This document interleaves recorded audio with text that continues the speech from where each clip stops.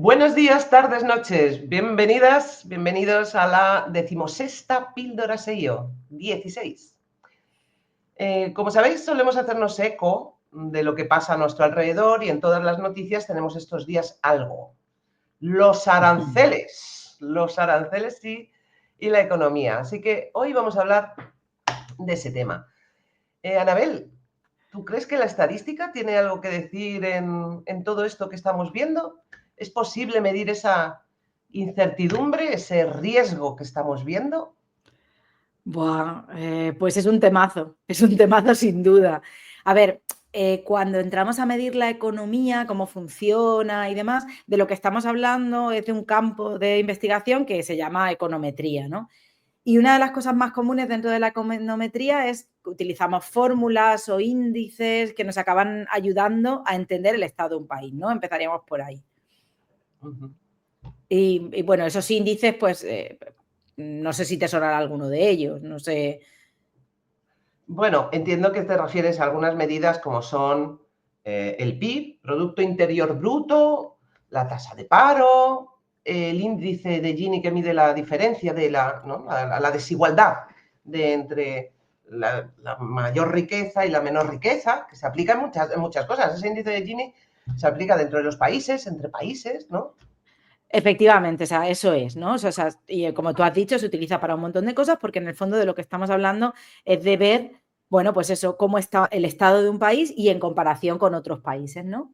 Bueno, pues claro, estos indicadores, entre otras cosas, le han servido a Trump, uno de estos indicadores, digamos, o él ha montado su propio indicador, vamos a decirlo así, para ver cuál es lo que él ha llamado algo así como la deslealtad comercial, ¿no? Es básicamente cuál es la diferencia que hay de entre lo que importa un país y lo que exporta un país, ¿no? Básicamente ha hecho eso, o sea, ha calculado un porcentaje que es la resta entre lo que compra Estados Unidos y lo que vende Estados Unidos a un país concreto, ¿vale? Y lo ha dividido por lo que compra Estados Unidos, ¿no? Entonces, digamos que al final encuentra ahí un porcentaje, lo multiplica por 100, encuentra un porcentaje, luego lo ha dividido por 2, porque Para llamarlo ha sido bueno, recíproco. para decir que es más bueno, entonces lo ha dividido por 2, y entonces se lo ha aplicado a los países, ¿no? Claro, pero eso es un sinsentido, ¿no? He oído que dice que lo hace porque piensa que vende menos, porque eso se lo aplica a los que vende menos de lo que compra. A Eso los es. demás, a los que les vende más, también, un Sí, 10%. un 10, Pero es así, un 10% mínimo, o sea, también a los mínimo un 10. pingüinos de las islas, no sé dónde. Pero a los que vende menos de lo que compra, dice, es porque nos ponen aranceles, pero no es cierto, ¿no? Es decir, el problema de base es el por qué se está haciendo. Por ejemplo, si un país es pobre, no le compra nada a Estados Unidos, pero Estados Unidos explota y saca sus materias primas, se las compra, pues estamos hablando de que estaría el denominador y el numerador iguales y por lo tanto tendríamos un resultado de un 100%. Y es con eso un arancel del 50%. Pero no tiene sentido, ¿no? No tiene, claro, efectivamente, es que no tiene ningún sentido. Y además, tú hablas de materias primas y de, no sé, recursos naturales, cosas así, que es una de las cosas que está pasando. Pero luego, además, es que uno de los grandes problemas que tiene la economía en este sentido ha sido la descentralización de la producción. O sea, al final, si a mí como empresa me sale más barata subcontratar la producción en países como México, que es una de las cosas que está pasando, o en países como la India, China, Bangladesh, todo esto, pues ¿qué pasa? Que cuando quienes lo están produciendo, quienes quieren hacer ese producto, tienen que comprarlo, se lo tienen que comprar a esos países, pero como son países pobres que no compran nada a Estados Unidos y solo le venden en ese sentido, pues ahí hay un falso 50% que no es real, de verdad. Y claro, bueno, igual, Claro. yo La aquí he pensado. globalización se hizo, de hecho, me recuerdo que cuando se hablaba de globalización, se hablaba precisamente de esa globalización económica. Fue impulsada precisamente por los países que más poder tienen para poder deslocalizar la producción, hacerla en sitios que fuera más barato y no comprarlo. Y ahora, de repente, estamos en esta otra situación. Claro, hay un montón de empresas, nosotros lo hemos sufrido también en España. Es decir, la deslocalización en la parte de la fabricación de automóviles y demás. Hemos visto, por ejemplo, cuando se iban quitando barreras, ¿no? Cómo había fábricas que se iban a otros países de Europa del Este también, según se iban incorporando, y lo hemos visto, cómo eso iba cambiando. Pero claro, ahora estas empresas que tienen localizada su producción fuera, realmente esto es un problema para ellas, ¿no? Porque claro, una empresa, en realidad, has nombrado, ¿no? Creo en la parte de en la bolsa, una empresa ahora mismo se dice que vale lo que en la Claro, bolsa eso se es, está dispuesto a pagar por ella. eso es. Pero claro, estas empresas que ahora se ven que su producción se va a encarecer, o en España su exportación va a disminuir, Claro, todo esto hace que realmente ahora mismo estemos en un momento impredecible, ¿no? Para la bolsa, eso cómo va a es. funcionar. Eso es. A ver, es que claro, el problema es que yo puedo intentar, o sea, claro, estamos hablando de la bolsa, ¿vale? Entonces, estamos hablando del comportamiento que tienen estas empresas, lo que la gente percibe de ellas, lo que los inversores y las inversoras en bolsa perciben de todo esto, y entonces ahí, claro, evidentemente hay mucha incertidumbre y se produce muchas dificultades. De repente hay una bajada muy grande de los índices de bolsa, etcétera, etcétera. Claro, a ver, la cuestión es que de los indicadores que hemos hablado, los que comentabas tú, como el PIB, la tasa de paro, todos estos, claro, siempre se dan estimaciones. Seguro que te has fijado que dicen, bueno, pues para el año que viene este índice va a ser no sé qué o va a ser no sé cuándo. Y claro, se supone que eso está bajo una cierta política, bajo un cierto modelo económico, y si eso se mantiene así, pues bueno, pueden llegar a ser bastante estables y podríamos predecirlos medianamente bien. Pero claro, cuando hablamos de índices bursátiles o que hablamos de, pues eso, de las decisiones de las personas, de la compra-venta de acciones, de las propias empresas, cómo se perciben, ¿no? Claro, ahí, ¿cómo predices eso? Ahí ya no vale, bueno, puedes tener un modelo económico, pero ya no es sencillo de predecir. Sí, porque en ese caso, además, estamos hablando de la bolsa, ¿no? La bolsa son muchísimos, son sociedades anónimas porque son muchísimos inversores, mucha gente, muchos fondos, son eh, carteras, incluso, ¿no? Es decir, y la gente reaccionando y haciendo un poco la protección, la incertidumbre y la protección frente al riesgo. Ante esta incertidumbre ahora tan grande, tan cambiante, claro, es muy difícil.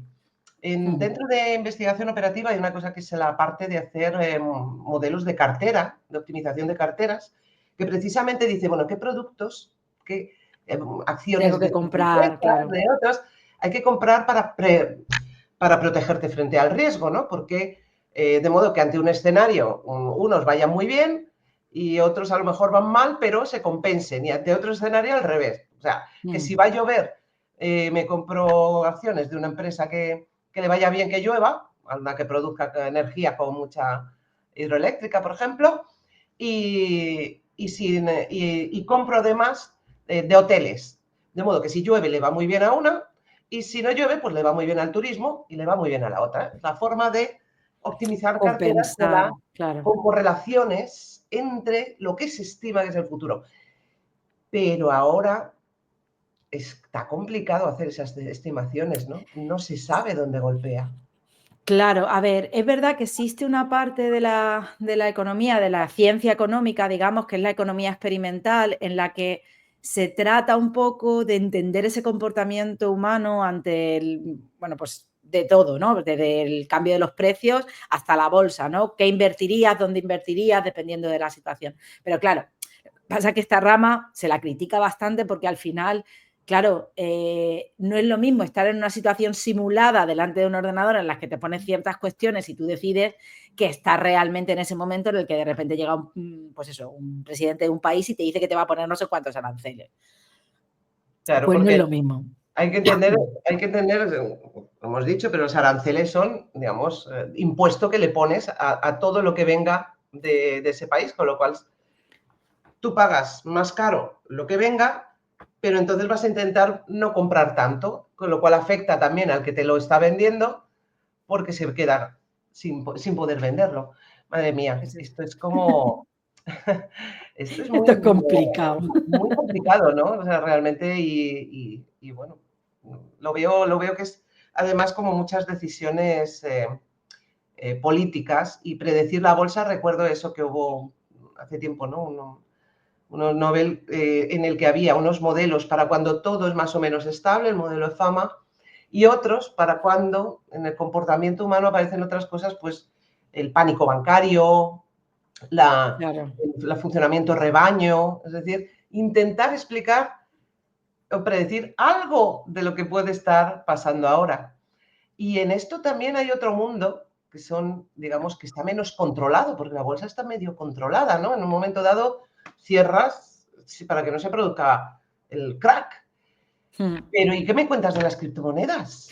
Buah, pues de esa también tenemos un lío considerable, claro, y aquí sí que es imposible de predecir, porque aquí además a veces son cosas incluso deterministas desde quien organiza la criptomoneda, ¿no? Por ejemplo, no hace mucho pues estuvo el follón este con Milei, donde Milei sacó, o sea, Paulo dio difusión a Libra, a una criptomoneda, y de repente lo que se encontró es que muchísima gente perdió mucho dinero y hubo 2 o 3 que fueron los promotores de las monedas que se enriquecieron muchísimo. Esto es muy sencillo. Básicamente lo que sucede con esto es que si yo saco a la venta una moneda, me quedo con la mayor parte y entonces empieza a subir de valor porque alguien la promociona y demás, yo en el momento en el que está más alto todo, vendo todas mis criptomonedas. Claro, yo gano muchísimo dinero, pero la criptomoneda cae de golpe, de manera Y sabes que... que eso lo hizo en el cambio de divisas Soros hace años con la moneda ¿cuál era la moneda? Era del sudeste asiático. No recuerdo de qué país, que fue acaparando poquito a poco, vendió de golpe. Se hundió, compró cuando estaba abajo y claro, el gobierno del país sacó a flote la moneda, no podéis dejar hundir tu moneda y se Claro. enriqueció. Le atacaron de decir que lo había hecho también con la libra esterlina. O sea que Claro, o sea, es que es él eso, cuando siempre se dijo toman que no, esas... pero vamos, todo el mundo sabe que detrás estaba él. Sí, sí, esto es un poco el sistema, ¿no? De alguna gente de hecho hay una parte que es la del no poder vender y comprar corto en bolsa, precisamente para no hacer cosas de este tipo, pero igualmente, vamos, las criptomonedas nadie las controla, en la bolsa Claro, está ahí no hay controlada. un país, claro, ahí no hay un país detrás que quiera mantenerlas, entonces es complicado, sí, sí. Sí, o sea que está, Y está muy complicado. Sí. sí, bueno, lo que pasa es que sí que es verdad que se están haciendo muchos esfuerzos, ¿vale? No vamos a caer en eso porque es verdad que se hacen muchos esfuerzos. Tú has hablado del Nobel, donde se premiaba esos modelos económicos que explican la economía a distintas escalas. Luego también, pues en 2021 hubo otro que se lo dieron a Joshua Angrist y a Guido Imbens y que lo que un poco venía era a premiar las investigaciones, para intentar investigar las relaciones de causalidad, que es una cosa que en economía son muy complicadas. El ejemplo más sencillo es, imagínate que quieres saber cuál es el efecto de poner una renta básica, pues básicamente lo que voy a hacer, para la redundancia, es buscar 2 municipios o 2 estados que sean muy parecidos, ¿vale? No van a ser iguales, pero que sean muy parecidos en legislación y demás, y en los que solo cambie de uno al otro esa parte de la renta básica. Y bueno, entonces lo que veo es que pasa en uno, que pasa en otro, controlo por variables que pueden hacer que cambien esos países y entonces tengo una estimación de qué pasa con la renta básica. Entonces, hay mucha investigación en ese sentido. Pero bueno, es verdad que la economía no deja de ser una ciencia social y como tal, pues se ve influida por lo que las personas hacen con las leyes que les imponen. Entonces, con ello, pues la incertidumbre es mucha y las predicciones dicen poco, básicamente. Sí, la verdad. Este mundo es complejo.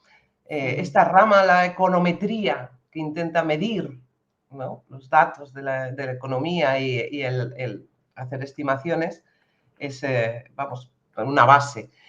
Pero bueno, la cuestión es que no caigamos en la desesperanza, Eso porque es. lo cierto es que es posible hacer cosas, trabajar y tener en cuenta, es muy importante tener en cuenta que aquí lo fundamental es que para tomar las decisiones, una de las cosas es que tienes que tener los datos Mm, adecuados y hacerlo de manera transparente. Tienen que ser fiables y creíbles para mm, todo el mundo. Entonces, la base de todo lo que estamos hablando es la estadística oficial. Estadística sí. oficial se produce en España el Instituto Nacional de Estadística, pero también hay otras fuentes, otros ministerios que producen estadísticas oficiales. El Ujú, Consejo Superior de Estadística en España recoge, están diversos ministerios y demás. Entonces, lo que hay que tener claro es que para poder trabajar en economía y tomar decisiones informadas, necesitas una estadística oficial fuerte y transparente. mm, Es una de las cosas que ahora mismo, precisamente en el gobierno de Trump, ya se ha empezado a sugerir que empiecen a cambiar lo que están midiendo, cómo están midiendo.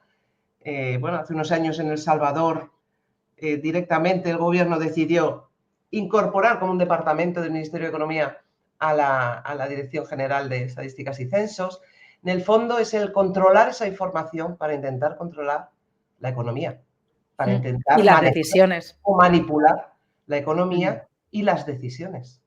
Así así que es. no olvidemos la importancia clave de todo lo que es la estadística pública, estadística oficial.